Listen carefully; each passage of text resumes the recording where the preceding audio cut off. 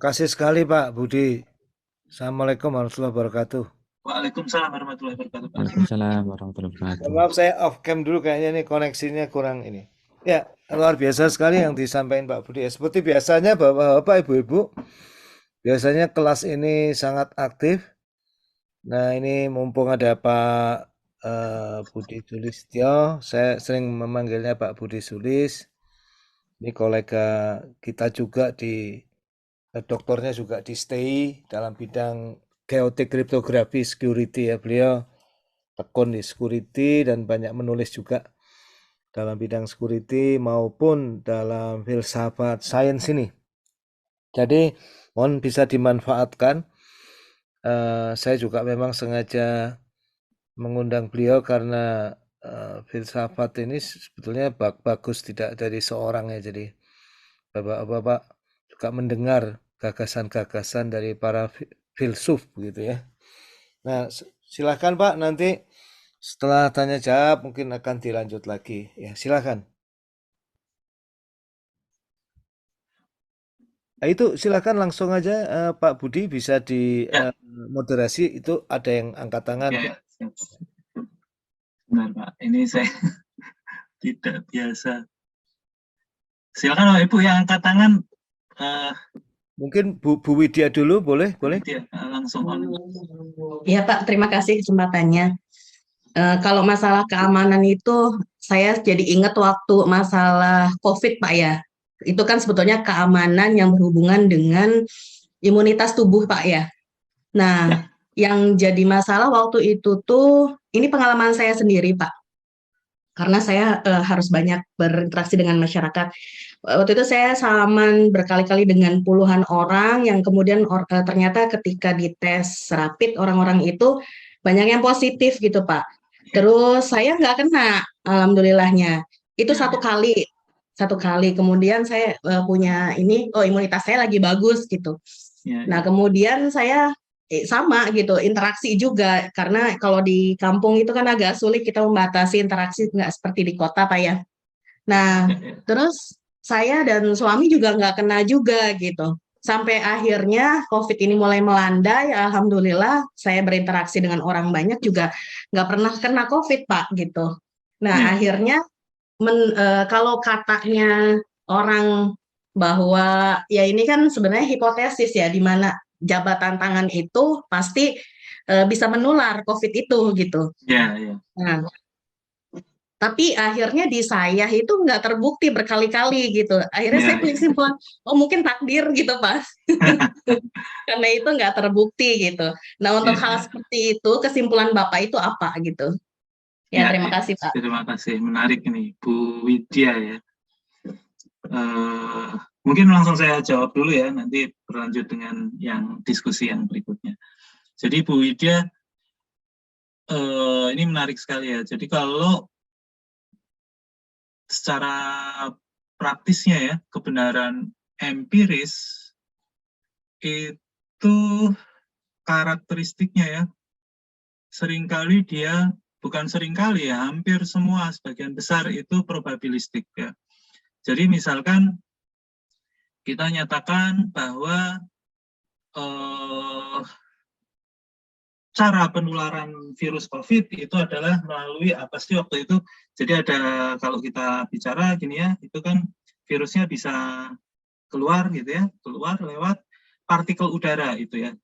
Nyebutnya apa waktu itu? Partikel udaranya itu dia bisa lompat cukup jauh gitu ya. Atau dia bahkan kalau partikelnya sangat kecil dia bisa nggak sekedar lompat, dia bisa dalam rentang waktu tertentu dia bisa melayang-layang di udara. Itu. Kemudian tangan kita itu kan sering memegang hidung, memegang mulut, gitu-gitu ya. Jadi kalau ada seseorang yang terkena dia positif gitu ya. Jadi kemungkinan virus itu juga ada di tangan dia. Nah, itu kira-kira teorinya ya, konsekuensi logis dari teori itu bahwa dia menularnya lewat cairan tubuh gitu. Cairan tubuhnya itu ludah gitu ya.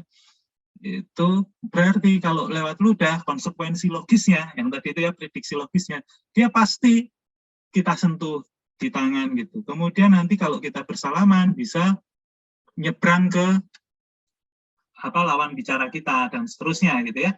Nah, namun itu adalah probabilitas Bapak Ibu ya. Jadi ada dari 100 kasus salaman gitu ya. Ini saya nggak tahu udah ada penelitiannya atau belum ya. Mungkin hanya 60% atau 70% yang menyebabkan tertular gitu ya. Nah, ini faktornya macam-macam Bapak Ibu. Bisa karena luck aja gitu ya. Beruntung gitu virusnya pas kena tangan, kemudian kita pas ada di terik matahari, kemudian virusnya langsung mati, atau setelah itu kita pas cuci tangan, virusnya udah hilang, bisa macam-macam sebabnya. Atau bisa juga karena kekebalan tubuh kita sedang baik, itu sebabnya bisa macam-macam. Ada random variabel di situ. Jadi ketika kita melakukan riset, kita mengidentifikasi hubungan sebab akibat antara bersalaman dengan terjangkitnya virus, itu di situ ada random variabel. Nah, kesimpulannya juga probabilistik ya. Kira-kira seperti itu Bu Widya. Secara probabilistik pasti 60% gitu ya. Mungkin ada confidence level dan seterusnya. Tapi secara aktual ya kalau kita ngambil partikular, kita nggak bisa pastikan ini pasti tertular atau tidak. Ya, peluangnya tertular 70% gitu. Dan seterusnya. Mungkin itu Bu Widya.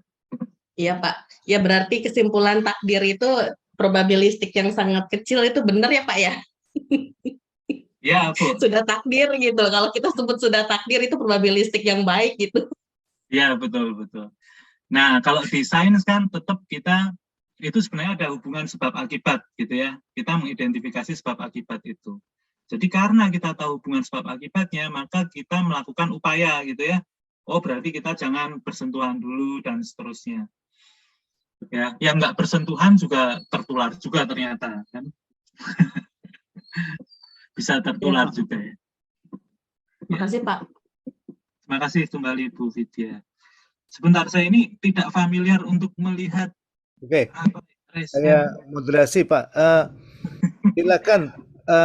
Tadi kalau nggak salah saya lihat dari sini dulu ya. Ini ada Bu Suharni, Pak Kukuh, Pak Anggrahita. Ya, silakan Pak Bu Suharni dulu ya Pak, nggak apa-apa ya Pak ya. Silakan. Ya, Pak. Ya, baik, terima kasih Pak Dimitri dan Pak Budi. Ini saya ingin mengkonfirmasi Pak, dari tadi yang Bapak sampaikan tentang induksi kan dicontohkan untuk penetration test. Ya.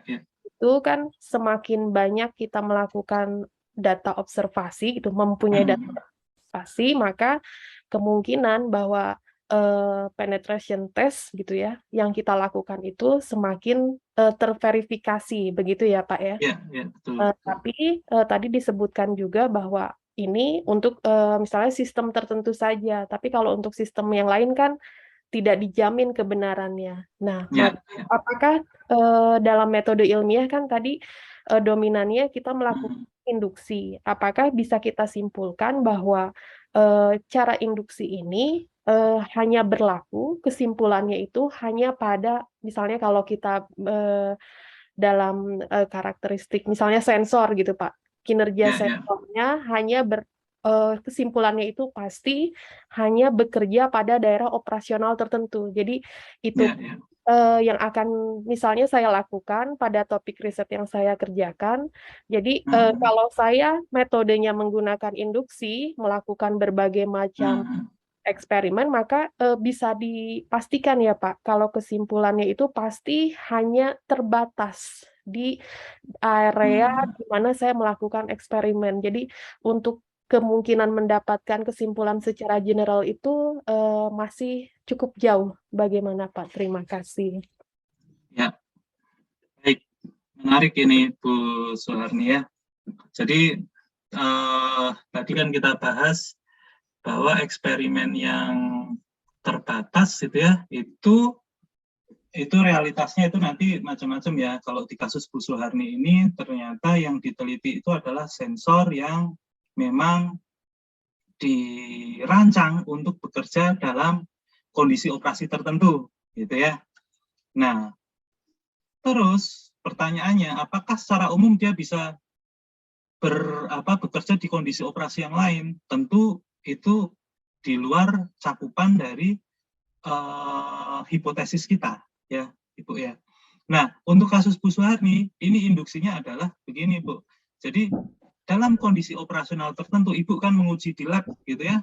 Ini pokoknya kalau kondisi operasionalnya seperti ini, maka sensor ini akan menghasilkan ketelitian sekian, gitu ya. Misalnya ada false positive rate, ada false negative rate-nya sekian, gitu. Precision-nya sekian, gitu. Dijamin ini ya. Tapi itu percobaannya kan hanya di lab itu. Dengan kondisi atau asumsi kondisi operasional itu. Ketika ada orang lain mencoba dengan kondisi operasional yang sama seperti yang dipersyaratkan oleh Bu Suharni, gitu ya, menurut metode induktif, itu kan kesimpulannya tadi kan percobaannya cuma di labnya Bu Suharni aja gitu, tapi itu berlaku umum. Saya nyoba di rumah, kalau kondisi operasional sama, itu kesimpulan umum dari Bu Suharni harusnya berlaku juga untuk saya, gitu ya. Yang dimaksud kesimpulan umum itu seperti itu. Tadi kata David Hume, ya gitu. Jadi kita coba di lingkungan tertentu, nanti orang lain mencoba dengan persyaratan yang sama tentunya ya. Itu kalau teorinya memang benar, hipotesisnya benar, maka dia harus konsisten juga dengan apa yang kita coba. Gitu kira-kira gambarannya, Bu ya. Ya, baik Pak, terima kasih. Jadi harus ada ini ya Pak, apa syarat dan ketentuannya seperti itu ya Pak ya? Ya, ada syarat dan ketentuannya. Nah, memang ada nanti seperti kasus penetration test gitu ya, itu seringkali klaimnya lebih general, Bu, beda dengan Bu Suharni ya. Jadi kita memang mengujinya dengan berbagai skenario tes tertentu ya, katakanlah ada 100 skenario. Tapi nanti klaimnya kalau orangnya nggak hati-hati gitu ya, dia mengklaim bahwa ini aman pokoknya, ya aman. Nanti ya skenario serangan yang berikutnya kira-kira kayak gini juga lah gitu.